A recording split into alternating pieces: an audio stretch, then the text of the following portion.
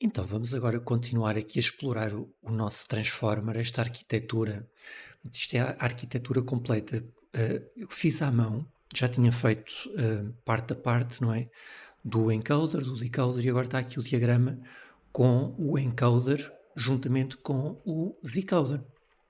E pronto, fica assim com este aspecto de geringonça, mas é uma geringonça que está a dar cartas e é o que está por trás de grande parte dos avanços que nós estamos a ver em inteligência artificial e, portanto, vale a pena nós depois vamos começar a ter cada vez mais exemplos práticos, porque eh, eu aqui tenho slides a explicar muito detalhadamente como é que isto se faz em código, mas não há nada melhor do que ver o código a trabalhar e fazer uma explicação relativamente breve, porque o código é autoexplicativo. O Python tem esta situação, é que explica-se, é muito expressivo. O código explica-se a ele próprio, embora inicialmente seja sempre importante haver uma narração ou comentários, de preferência até os dois, no caso destes cursos, a explicar o que é que está a ser feito em cada parte. E é isso que vai ser feito. E, portanto, eu agora vou só rever aqui alguns aspectos. Portanto, aquilo que aparece agora nos próximos slides é, na prática, um aproveitamento do material que eu já tinha antes de fazer os meus próprios diagramas. Eu vou mostrar, mas um bocadinho mais depressa, mais para ter até um pretexto de revisão. E aqui peço desculpa de eles continuarem a estar em inglês. Não tarda nada, acho que agora com os próximos, daqui a um anito, pego no material todo destes slides em inglês e isto aparece tudo traduzido em condições para português, com a marca d'água do MIT por baixo e tudo, para respeitar os direitos de autor. Portanto, temos aqui o Attention Score, que já sabemos que é uma medida da afinidade entre a query e aqui. Isto é uma coisa extremamente simples, sempre. Eu até lembro-me de ver um comentário no Reddit de alguém que tinha começado a estudar Deep Learning e era uma pessoa que estava habituado, tinha tido umas cadeiras de física no curso que tinha feito e de matemática e foi para o Reddit perguntar: olhem, eu tive a ler um ou dois livros sobre Deep Learning e aquilo parece-me muito fácil. O que é que eu estou a ver mal? É porque é assim tão fácil ou sou eu que não estou a perceber? Na verdade é bastante fácil o Deep Learning, sobretudo comparado com áreas como as que se estudam em cursos do chamado STEM, não é? De matemáticas, de tudo o que tem alguma matemática mais avançada, porque esta matemática é relativamente básica. Isto é o que se dá no primeiro semestre dos cursos que têm alguma matemática no ensino superior, do primeiro ano, primeiro semestre do primeiro ano, não é? Portanto, na prática, o que estamos aqui a fazer é um dot product que faz uma medida de semelhança. Quanto mais semelhantes forem os vetores, mais o dot product, o escalar, o número correspondente ao dot product, é maior. Portanto, o dot product também pode ser visto como uma projeção, por exemplo, aqui do vetor do Q, como imaginemos que o Sol estava aqui onde está o meu cursor, que até é um Sol aqui, um pôr vermelhinho. Vamos imaginar que o Sol está aqui. Os raios do Sol incidem aqui e fazem-no bater nesta parte do vetor laranja, neste caso daqui. Se houver uma sobreposição completa, vamos imaginar que o Q está praticamente deitado em cima do K. O que é que iria acontecer? A sombra do Q tapa completamente o K. É quase um bocado o que acontece aqui com as minhas roupas de cor, quando eu as tapo com um lençol branco ou qualquer coisa para não ficarem queimadas com o sol. Portanto, o que é que ia acontecer aqui? Este bocadinho aqui da roupa apanhava sol e queimava, não é? Toda esta parte está protegida. O que nós queremos com o produto interno é simplesmente pôr um lençol o mais possível a tapar a roupa de cor para não queimar. Portanto, é uma medida de similitude. Se este vetor Q estivesse totalmente ortogonal, ou seja, se estivesse aqui a fazer um ângulo de 90 graus, o Sol batia de forma a que o vetor Q não tapasse absolutamente nada o vetor K, apanhava com o Sol todo, porque este estava aqui na vertical, deixava passar tudo. Portanto, quanto mais o vetor Q proteger do Sol o vetor K, maior o dot product. E depois o que se faz é uma escala, e a escala que se usa aqui nos modelos dos Transformers, no artigo original, pelo menos, era a raiz quadrada da dimensão da matriz que é usada para treinar o vetor das queries. Portanto, na prática, eu vou aqui andar para trás um bocadinho. Exatamente. Ainda bem que eu voltei para trás, porque eu estava, na minha cabeça, eu estava com a imagem certa, mas estava a dizer errado. Do vetor das keys, ok? É o vetor das keys. Portanto, em geral, estas matrizes têm a mesma dimensão, mas pelo menos aqui no nosso caso, a dimensão era 64 e a raiz quadrada de 64 dá 8, e então é por este valor de 8 que nós fazemos o scaling. Portanto, a nossa escala é 8 aqui, o número 8, porque é a raiz de 64, que é a dimensão da matriz das keys, ok? E pronto, cá está. Então, as dimensões estão aqui, mas isto, claro, que não corresponde às do artigo original, são feitas só para razões pedagógicas, porque senão ficava aqui uma coisa grandota, não é? Ficava 8 por 8, basicamente. E, portanto, temos aqui mais uma representação e depois fazemos o cálculo dos attention weightings, os pesos de atenção, através daquelas continhas que estivemos a fazer.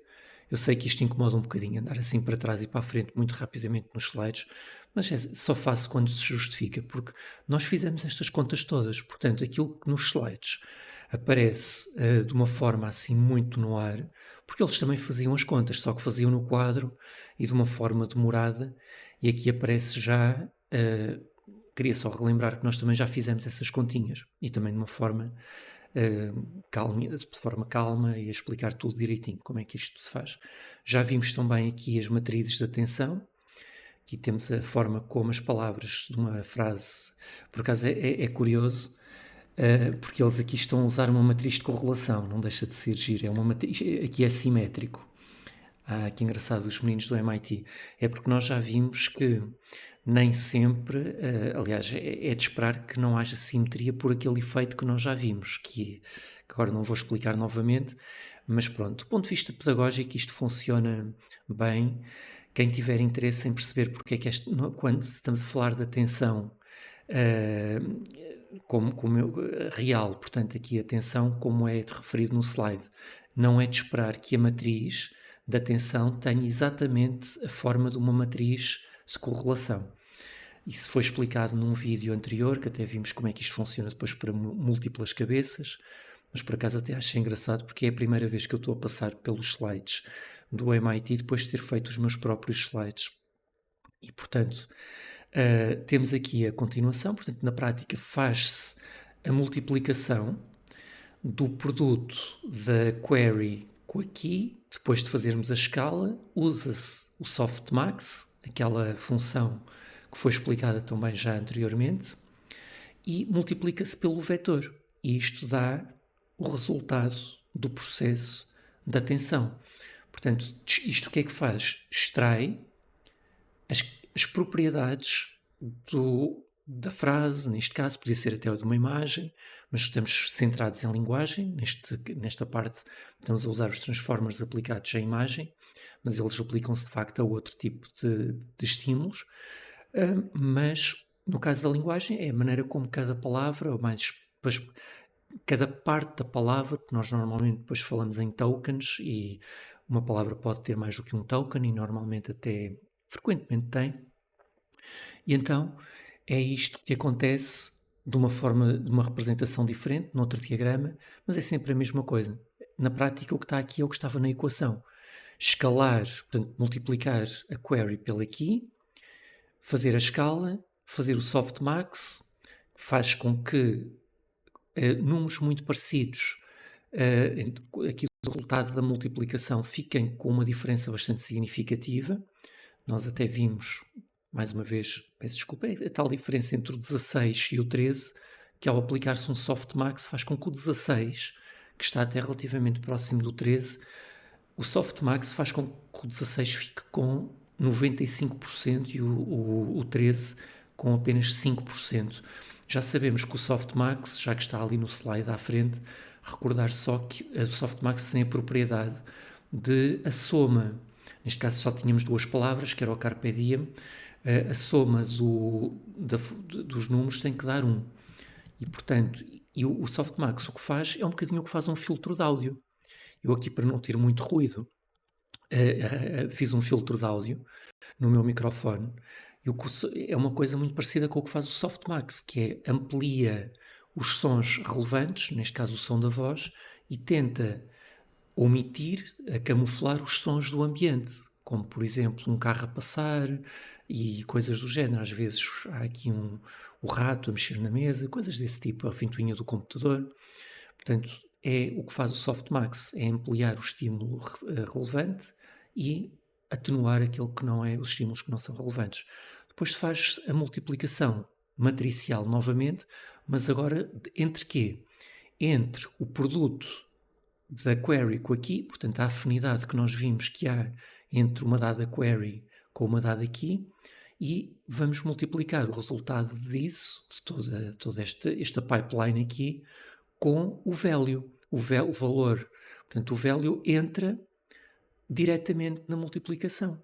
E os values que são relevantes para a combinação da query com a key são mais salientados, e aqueles que, através da operação de softmax, por exemplo, há bocadinho tínhamos visto que uma determinada query, uma combinação de uma query com uma key dava um valor que fazia com que o contributo deste value fosse de 95%. E outra combinação dava um contributo deste value de apenas 5%. E é assim que este processo funciona. Depois, enfatizar que o modelo dos transformers está a ser aqui exemplificado no caso do uso de tarefas de linguagem, mas pode e é aplicado em coisas como sequências biológicas, em computer vision, e nós vamos agora ver como é que o transformer se transforma, isto é um pleonasmo, não é? Mas vamos ver como é que transformamos esta representação visual do transformer em código. Portanto, já sabemos que isto apareceu num artigo de 2017, que foi o Attention is All You Need, veio substituir modelos baseados em redes neuronais recorrentes e veio permitir tirar proveito da arquitetura das placas gráficas, que permite trabalhar com montes de dados em simultâneo, em paralelo, coisa que não era permitido com os modelos recorrentes, mesmo os mais aperfeiçoados, os tais LSTMs. Temos uma parte dos transformers, que é o encoder, que faz a codificação, como o nome indica, e depois temos uma parte do transformer, que é o decoder, que nós abordamos de uma forma relativamente aprofundada, assim com as imagens e de uma forma teórica, mas vamos agora aprofundar de uma forma mais específica e detalhada com código. Portanto, vamos agora passar para uma parte mais prática, que é ver exemplos em código de transformers. E para isso, vamos ao nosso Colab, para começar, e vamos abrir o primeiro exemplo numa tarefa de tradução usando um transformer que foi adaptado do livro Deep Learning with Python, do François Chollet, o autor da biblioteca Keras.